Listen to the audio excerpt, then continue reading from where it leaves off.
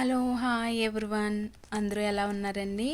మేమైతే బాగున్నామండి. మీరందరూ కూడా బాగుండాలని మనస్ఫూర్తిగా కోరుకుంటున్నామండి.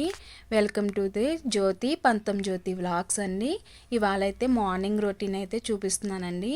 ఉదయమే మా పాప కోసం అయితే దోశ చేశానండి. దాంట్లోకి టమాటా చట్నీ చేశానండి. అంటే పల్లీలు అయిపోయినాయి, నేను చూసుకోలేదు.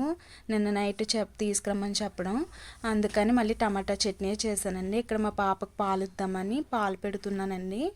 అలాగే లంచ్లోకి అయితే కనుక దొండకాయ రెసిపీ చేస్తున్నానండి.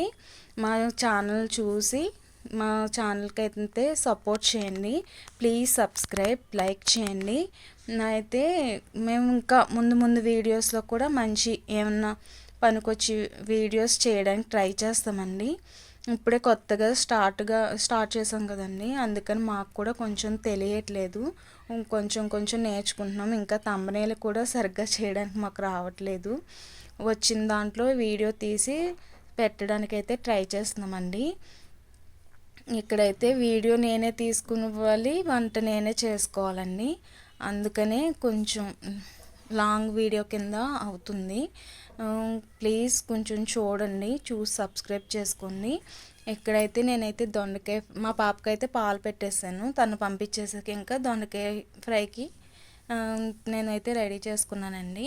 ఇక్కడైతే దొండకాయ ఫ్రై గమ్ముని అవి వేగాలంటే కనుక మేమైతే సాల్ట్ వేసి వాటిని పిసుకుతామండి. వాటర్ వచ్చేస్తే కనుక గమ్మునైతే ఫ్రై అయిపోతుందని దొండకాయ ముక్కలు దొండకాయ ఫ్రై అయిపోతుందని గమ్ముని సాల్ట్ అయితే వేస్తామండి.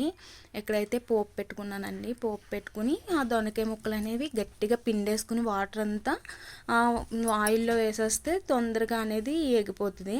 మార్నింగ్ స్కూల్కి టైం అయిపోతుంది కాబట్టి ఇలాంటి చిన్న టిప్స్ వాడితే మనకి ఫ్రై అనేది తొందరగా అయిపోతుంది అన్నమాట. అలాగే నేను ఎందుకని యూట్యూబ్ ఎంచుకున్నానంటే నాది ఇంటర్ డిస్కంటిన్యూడ్ అండి. ఏదన్నా చేయాలనుకుంటే కనుక డిగ్రీ అడుగుతున్నారండి. నాకు ఇంకేమీ తెలియక సరే యూట్యూబ్ అయితే ట్రై చేస్తే బాగుంటుంది కదా అని, మా పిల్లలు అయితే అందరూ వీడియోస్ పెడుతున్నారు కదా మమ్మీ, స్లోగా అయితే స్టార్ట్ చేద్దాము, సబ్స్క్రైబర్స్ వస్తే ఇంకా మంచిగా నేర్చుకుని పెట్టడానికి కూడా మనకు వస్తుంది కదా, ఏదైనా చేస్తేనే కదా మనకి తెలిసేది అని చెప్పారండి. అందుకని యూట్యూబ్ అయితే ఎంచుకున్నానండి. ప్లీజ్ మీ సపోర్ట్ మా ఛానల్కి చాలా అవసరం అండి. ప్లీజ్ సబ్స్క్రైబ్ చేసి లైక్ షేర్ అని చేయండి ప్లీజ్. అలాగే నాకు ఈ వాయిస్ ఓవర్ ఇవ్వడానికి కూడా నాకైతే గుక్క తిప్పుకొని చెప్పడానికి కూడా రావట్లేదండి.